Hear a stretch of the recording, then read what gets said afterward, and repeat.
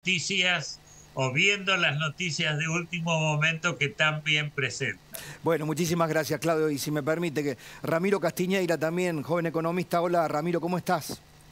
¿Qué tal, Pablo? ¿Cómo estás? Buenas tardes a todos. Bueno, a ver, Claudio, ¿qué está pasando entre la Argentina y el Fondo Monetario? Hay una negociación que no se termina de cerrar, hay un impasse, hay un suspenso, se acerca el día de las elecciones, estamos cada vez más cerca, Massa apuesta todo al 13 de agosto, pero me dicen algunas fuentes que tienen que ver con el Fondo Monetario Internacional, que el fondo está duro, que el Fondo Monetario, más allá de algunos sectores más políticos que tienden a comprender, entre comillas, a la Argentina, hay sectores que están calibrando muy bien qué le dan a la Argentina. ¿Cuál es su visión? Mi visión es que el fondo, digamos, llegó a lo que llamarían acá en Estados Unidos la línea roja en la arena. Dio un montón, o sea, es otra forma de decir lo mismo probablemente.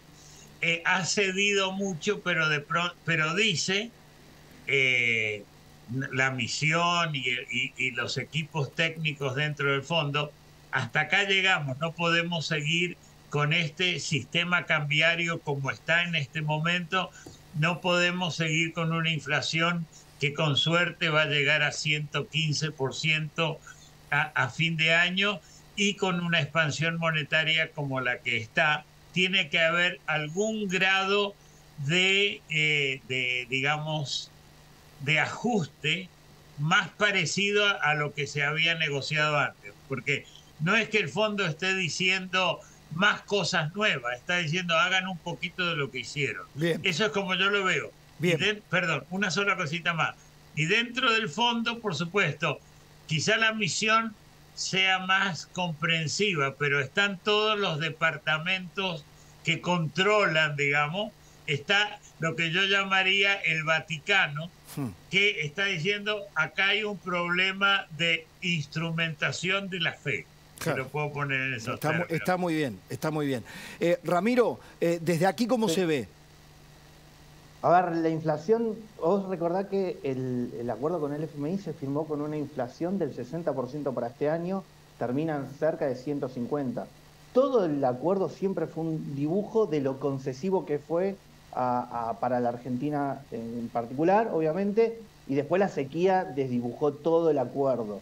Lo que quiere el FMI es muy claro, es hacer firmar a este gobierno en los 6 meses que le queda, por si llega a ser oposición en el próximo gobierno, digan, mirá, acá la ruta la firmaste vos, ahora la va a gestionar él, pero la ruta la firmaste vos.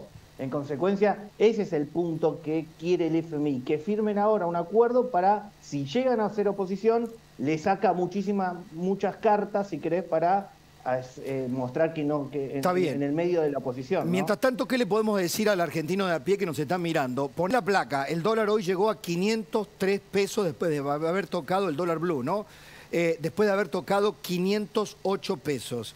Esto es natural, el gobierno está desesperado porque el dólar no se mueva. ¿Se puede mover el dólar de la mano de la incertidumbre que genera este no acuerdo con el fondo, Ramiro? Sí, por supuesto. A ver, tenemos dos situaciones. Una, el Banco Central se está quedando sin reservas. De hecho, según el criterio y la metodología que había pactado el FMI, en este momento las reservas netas son menos 6.500 millones de dólares negativos. ¿Qué implica tener menos 6.500 millones de dólares negativos? Porque suena hasta antinatural decir que uno tiene un stock negativo. Eso implica que el Banco Central tiene más pasivos externos que activos externos. Es decir, acá cobra el que llega primero. Si llega, por ejemplo, si China... Si fuera una empresa estaría quebrada. Primer punto, si es una empresa, está quebrada. Y en consecuencia, los acreedores, ¿quién cobra? Bueno, viste que, por ejemplo, una convocatoria de acreedores, hay acreedores de primera y segunda categoría. Sí, es decir, claro. Con lo que queda, cobra primero. Bueno, entonces la pregunta en un banco central que ya está quebrado, ¿quién cobra primero, por ejemplo, con las reservas? ¿Cobra, si se cae el acuerdo por ejemplo, con el FMI? ¿Cobra primero China o cobra primero quienes tienen depósitos en el sistema financiero local? Déjame que le pregunte a Claudio. Claudio, el negocio chino, esto de que estamos interviniendo con yuanes, estamos pagando con yuanes, cambiamos la moneda, ¿este negocio chino a dónde nos conduce? Podría aparecer como un anzuelo chino, haciéndoles creer que al Banco Central que China va a darles todo el apoyo. En realidad, China, a mi juicio, es tan conservador o conservadora en términos de sus recursos como son los Estados Unidos o como son los alemanes. Claro. Ellos quieren un programa con el fondo, porque la China, por supuesto, tiene mucho interés en su posición geopolítica, etcétera, etcétera, pero le importa el dinero igual que a nosotros los argentinos. Claro. Y en ese sentido, ellos no quieren que la Argentina siga endeudándose con ellos y que después no se endeude, que después rompa relaciones. De hecho, si se cae el acuerdo con el fondo, se cae también el swap con los chinos. O sea, están supeditados una cosa con la otra. Claro, los chinos tienen la mayoría de sus swaps con países, entre comillas, avanzados. No le presta a Zambia, claro, o qué sé yo, a algún país digamos pobre, Laos, sino que realmente es algo que valora en términos de su prestigio. Entonces no quiere pasarse respecto a eso. Y además, de hecho, junto con Japón es la número 2 en el fondo. O sea, bueno, no es un país trivial. Sí, Ramiro. No, a ver, recordemos que el último que financió a la dictadura de Venezuela fue China, ¿no? O sea, no subestimemos ese punto en el sentido de que seguro.